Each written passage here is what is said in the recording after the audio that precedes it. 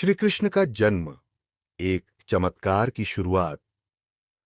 आज से हजारों साल पहले की बात है।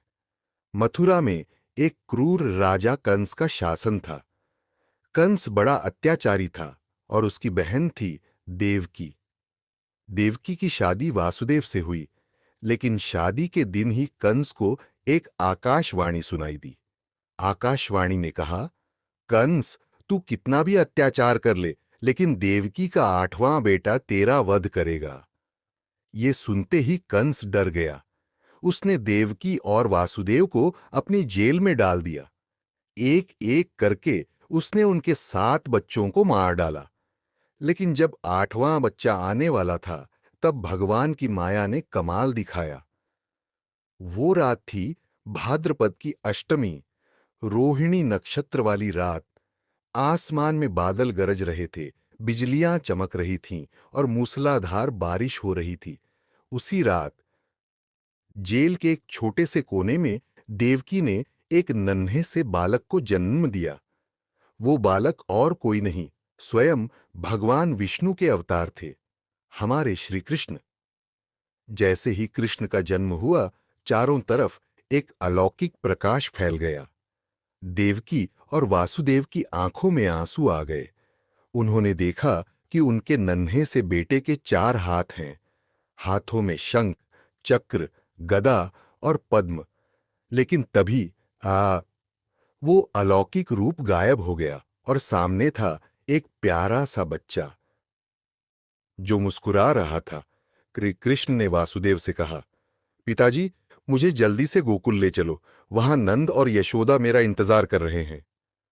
वासुदेव हैरान थे कि उनका नवजात बेटा कैसे बोल रहा है, लेकिन उन्हें यकीन था कि ये कोई साधारण बच्चा नहीं है। उसी रात भगवान की माया ने कमाल दिखाया। जेल के ताले अपने आप खुल गए, पहरेदार गहरी नींद में सो गए।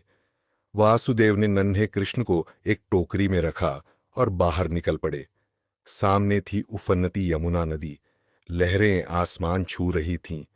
लेकिन जैसे ही वासुदेव ने यमुना में कदम रखा, नदी ने रास्ता बना दिया।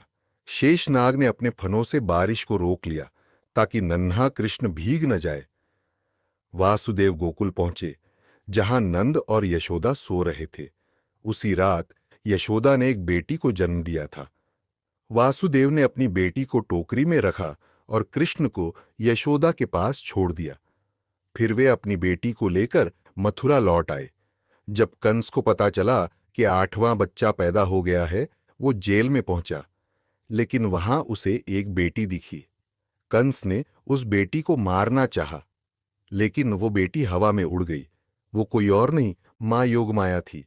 उसने कंस से कहा, मूर्ख कंस, जिससे तुझे डर है, वो अब गोकुल में सुरक्षित है, तेरा अंत निश्चित है। गोकुल में नन्हा नंदलाल। गोकुल में यशोदा और नंद अपने नन्हे से बेटे को देखकर खुशी से झूम उठे। उन्होंने उसका नाम रखा कृष्ण। गोकुल के लोग उन्हें प्यार से नंदलाल कहने लगे। यशोदा का लाडला था वो और नंद का राजदुलारा। कृष्ण की शरारतें गोकुल में मशहूर हो गईं। वो दिन रात माखन चुराने की फिराक में रहता। यशोदा उसे प्यार से डांटती, लेकिन कृष्ण अपनी मासूम मुस्कान से मां का गुस्सा पिघला देता। एक बार यशोदा ने कृष्ण को माखन चुराते रंगे हाथों पकड़ लिया। उसने पूछा, कान्हा, ये क्या कर रहे हो? सारा माखन खा लिया। कृष्ण ने मासूमियत से कहा, मां, मैंने तो कुछ नहीं किया, मेरे मुंह में तो माखन है ही नहीं। यशोदा ने गुस्से में उसका मुंह खुलवाया, लेकिन जो उसने देखा, उसे देखकर वो दंग रह गई। कृष्ण के छोटे से मुंह में सारा ब्रह्मांड चमक रहा था। सूरज, चांद, तारे, नदियां, पहाड़, सारा विश्व। यशोदा को समझ आ गया कि उनका बेटा कोई साधारण बालक नहीं है, वो तो स्वयं भगवान है। गोकुल की गोपियां भी कृष्ण की शरारतों से परेशान थीं। कभी वो उनके मटके फोड़ देता, तो कभी उनके माखन चुरा लेता। लेकिन उसकी एक मुस्कान के आगे सब हार मान लेते। गोपियां शिकायत लेकर यशोदा के पास जाती, लेकिन यशोदा बस हंस देती।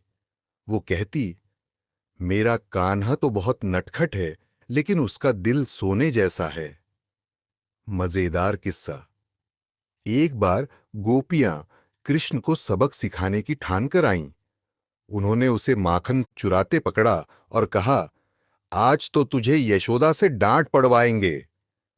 कृष्ण ने मासूमियत से कहा, मेरे मुंह में तो माखन है ही नहीं, देख लो। गोपियों ने उसका मुंह खोला और सारा विश्व देखकर दंग रह गईं। वो हंस पड़ी और बोलीं, कान्हा, तू सच में नटखट है, लेकिन तुझसे प्यार तो बहुत है।